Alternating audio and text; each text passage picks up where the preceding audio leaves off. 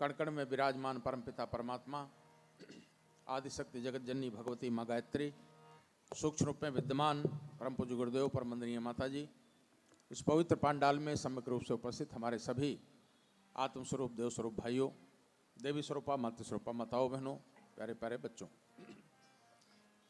बड़ी सुंदर वार्ता चर्चा चल रही थी।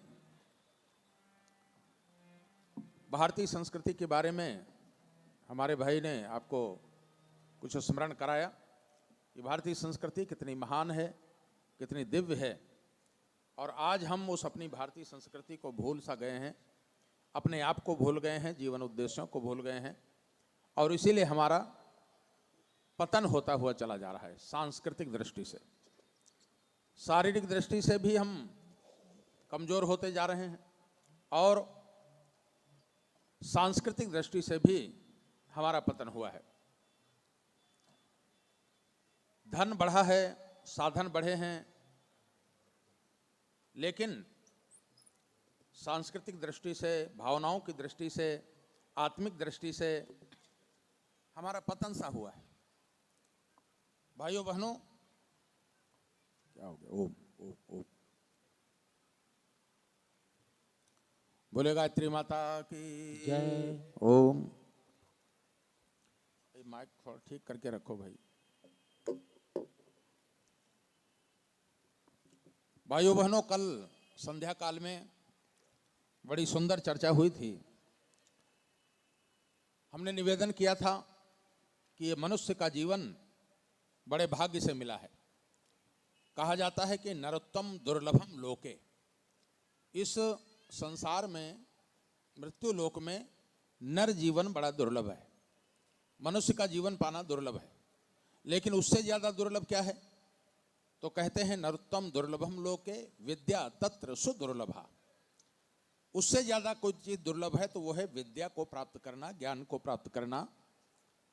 और जब तक हम ज्ञान को प्राप्त नहीं करते हैं तब तक ना अपने बारे में जान पाते हैं, ना संसार के बारे में जान पाते हैं, ना अपने संस्कृति के बारे में जान पाते हैं, रीति रिवाजों के बारे में जान पाते हैं।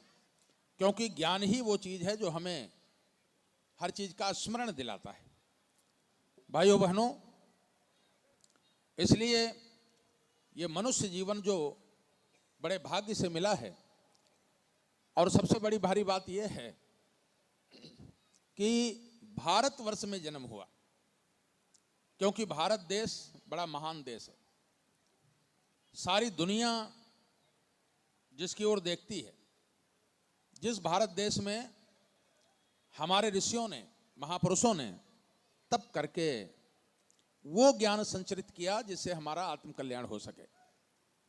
सारी दुनिया के वैज्ञानिकों ने भौतिक सुविधाएं एकत्र किया, गाड़ियां बनाई, हवाई जहाज बनाए, सड़कें अच्छी बनाई, मकान बनाने की विधा सीखी, धन कैसे प्राप्त किया जाए ये विधा सीखी, अस्त्र शस्त्र कैसे बनाए जाएं जिससे दुनिया नष्ट हो सके, लोगों को मार दिया जाए, ऐसे अस्त्र शस्त्र बम कैसे बनाए जाएं, इसकी खोज करती रही।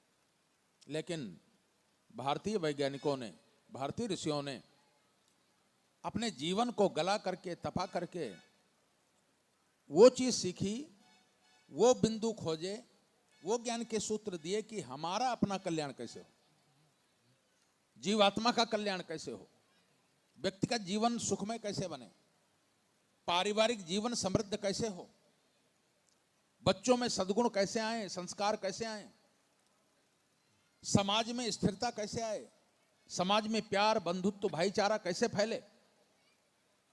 इन सूत्रों पर काम किया।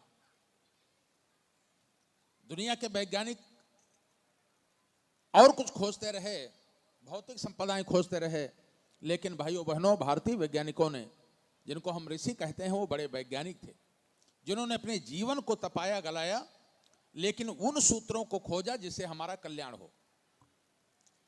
भाइयों बहनों, आज हम भटक से गए हैं। ऋषियों के बताए, हम ऋषियों की संतानें हैं। कहते हैं जब जल प्रलय हुई थी तो दुनिया में कोई नहीं बचा था, केवल 7 ऋषि बचे थे। भगवान ने उनको कहा एक बड़ी नाव बना लो और 7 ऋषियों को उसमें बैठा लो, मानव बीज के रूप में। और उसके बाद फिर उन्हीं 7 ऋषियों से फिर से सृष्टि का निर्माण आगे बढ़ा। तो सारे लोग ऋषियों की संतान हैं। हम सब ऋषियों की संतान हैं। मनु की संतान होने के लिए मनुष्य कहा जाता है, और ऋषियों की संतान हम हैं। सारे ऋषि, हमारे गोत्र सब ऋषियों के गोत्र हैं, क्योंकि ऋषियों से परंपरा चली आई है। मनुष्य ऋषियों की संतान है, लेकिन ये ऋषियों की संतान आज अपनी गरिमा को भूल गया, अपनी संस्कृति को भूल गया, मानव जीवन के उन सूत्रों को भूल गया जिससे उसका कल्याण हो सकता था, मानवता का कल्याण हो सकता था, व्यक्ति महान बन सकता था। आज हम भौतिकवादी जीवन के पीछे भागते चले जा रहे हैं, पश्चिमी सभ्यता के पीछे भागते चले जा रहे हैं। पश्चिमी सभ्यता हमारे ऊपर हावी होती हुई चली जा रही, लेकिन अपने ही सूत्रों को हम भूल गए, अपनी भारतीय संस्कृतियों को हम भूल गए। भारतीय संस्कृति के निर्माता यज्ञ पिता गायत्री माता, उनको भूल गए, और इसीलिए हम संस्कारों से च्युत होते हुए चले गए। आज व्यक्ति के भीतर संस्कार नहीं दिखाई पड़ते हैं, कुसंस्कारी होता हुआ चला जा रहा है मनुष्य। धन सुविधाएं हैं, बहुत सारी सुविधाएं हैं, पद है, बौद्धिक क्षमता है, लेकिन संस्कार, भावनाएं ये दूर होती हुई चली जाती। भाईचारा, अपनत्व ये दूर होता हुआ चला जा रहा है। क्या बात है? हम अपनी ही परंपरा को भूल गए, ऋषियों की परंपरा को भूल गए। भाइयों बहनों, ये मनुष्य का जीवन भाग्य से मिला है, और जो इस मनुष्य जीवन को पा करके अपने आप को नहीं जानता है, अपने जीवन नीति को नहीं जानता, अपने उद्देश्य को भूल जाता है, भाइयों बहनों, उसका कल्याण नहीं होता। उपनिषद की आख्यायिका है, कहते हैं एक बार एक महात्मा जी अपने कुछ शिष्यों के साथ कहीं जा रहे थे, जंगल के रास्ते गुजरे। उसी जंगल के किनारे एक बहुत बड़ा सरोवर था, तालाब था, और उस तालाब में एक मछुआरा मछली पकड़ रहा था। उसने अपना बहुत बड़ा जाल डाला था, और जब वो जाल खींच रहा था तो उसके जाल में बहुत सारी मछलियां फंसी हुई थी। जब वो जाल खींचने लगा तो मछलियां जाल से बाहर जाने के लिए उछल कूद मचा रही थी, भाग दौड़ कर रही थी। महात्मा जी ने इस दृश्य को देखा तो खड़े हो गए और अपने शिष्यों को समझाया, बताया। शिष्यों से कहा, ये मछुआरे को देख रहे हो, इसके जाल में 3 प्रकार की मछलियां फंसी हुई। तो शिष्यों ने कहा, गुरुदेव, हमको तो सब एक जैसी मछलियां दिखाई पड़ती हैं, ये 3 प्रकार की मछलियां कैसी हैं? तो महात्मा जी ने समझाया, इस मछुआरे के जाल में पहले नंबर की मछलियां वह हैं जो इस मछुआरे के जाल में फंस तो गई, लेकिन निकलने का प्रयास करती हैं, भाग दौड़ करती हैं, उछल कूद मचाती हैं, प्रयास पुरुषार्थ करती हैं।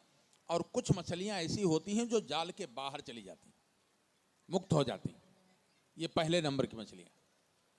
और दूसरे नंबर की मछलियां वह हैं जो इस मछुआरे के जाल में फंस तो गई, निकलने का प्रयास भी करती हैं, भाग दौड़ भी करती हैं, उछल कूद भी मचाती हैं, लेकिन उनका प्रयास इतना सबल नहीं हो पाता है कि वो जाल के बाहर जा पाए। महात्मा जी ने कहा, दूसरे नंबर की मछलियां। और तीसरे नंबर की मछलियां वह हैं जो इस मछुआरे के जाल में फंस गई, सो फंस गई, फिर इससे निकलने का कोई प्रयास नहीं करती। महात्मा जी ने अपने शिष्यों को समझाया कि जैसे इस मछुआरे के जाल में 3 प्रकार की मछलियां फंसी हुई हैं, वैसे ही संसार में 3 प्रकार के प्राणी हैं। पहले नंबर के प्राणी वह हैं जो इस संसार सागर के भवजाल में फंस तो गए, लेकिन इससे निकलने का प्रयास करते हैं। माने जप करते हैं, तप करते हैं, यज्ञ करते हैं, पूजा करते हैं, पाठ करते हैं, तीर्थयात्रा करते हैं, सेवा करते हैं, अच्छे काम करते हैं, प्रयास पुरुषार्थ करते हैं, संत सुधारक सहित जैसा जीवन जीते हैं, और इसी जन्म में मोक्ष को प्राप्त कर लेते हैं, परमात्मा की प्राप्ति कर लेते हैं। महात्मा जी ने कहा, ये पहले नंबर के प्राणी हैं। और इसी कहता ये है मुक्त आत्मा, संसार सागर में आए लेकिन प्रयास पुरुषार्थ करके अपना उद्धार कर लिया। ये पहले नंबर के प्राणी। और दूसरे नंबर के प्राणी वह हैं जो इस संसार सागर के भवजाल में फंस तो गए, इससे निकलने का थोड़ा बहुत प्रयास भी करते हैं, माने जब तब भी करते हैं, दान पुण्य थोड़ा बहुत करते हैं, लेकिन उनका प्रयास पुरुषार्थ इतना नहीं हो पाता है कि वो इस जीवन में मोक्ष को प्राप्त कर सकें, परमात्मा की प्राप्ति कर सकें। ऋषि कहता है कि ये हैं दूसरे नंबर के प्राणी, और इनको ऋषि कहता है कि ये हैं मुमुक्षु आत्मा, जिनके अंदर मोक्ष पाने की इच्छा तो है लेकिन प्रयास पुरुषार्थ थोड़ा कम है। ऋषि ने बताया कि इस संसार में तीसरे नंबर के प्राणी वह हैं, भाइयों बहनों, तीसरे नंबर के प्राणी वह हैं जो इस संसार सागर के भवजाल में फंस गए सो फंस गए, फिर इससे निकलने का कोई प्रयास नहीं करते, इससे निकलने का कोई प्रयास नहीं करते। न जप करते, न तप करते हैं, न ज्ञान प्राप्त करते हैं भाइयों बहनों, न उनके अंदर कोई शालीनता है, न व्यवहार कुशलता है, और वो पशुओं के समान अपना जीवन व्यतीत करते हैं। इसी कहता यह है बद्ध आत्मा, अनंत काल तक इसी संसार में जन्मते और मरते रहते हैं, दुख भोगते रहते हैं। भाइयों बहनों, ऐसे कितने प्राणी हैं जिनको अपने जीवन उद्देश्य के बारे में नहीं पता है। ये मनुष्य का जीवन कितना भाग्य से मिला था। कहते हैं 83,99,999 योनियों में भटकने के बाद ये मनुष्य का जीवन मिलता है, बड़े भाग्य से मिलता है। जब हमारे सारे कर्म क्षय हो जाते हैं, जीवन में पुण्यों का उदय होता है, परमात्मा की बड़ी हेतु की कृपा होती है, तब ये मनुष्य का जीवन मिलता है। यही जीवन भगवान राम को मिला, यही 24 घंटे का समय मिला, यही जीवन भगवान श्री कृष्ण को मिला, यही 24 घंटे का समय मिला भगवान बुद्ध को, महापुरुषों को, संत महापुरुषों को, सबको यही मनुष्य का जीवन मिला। और यही 24 घंटे का समय पा करके वह महान बन गए, और वही जीवन हमको आपको मिला है, वही जीवन हमको आपको मिला है, वही 24 घंटे का समय मिला है। लेकिन हम ये जीवन पा करके भी अपना कल्याण नहीं कर पाते हैं, क्योंकि हम इसकी महत्ता को नहीं समझते, इसके उद्देश्य को नहीं समझ पाते। भाइयों बहनों, परमात्मा ने ये उपहार के रूप में दिया है,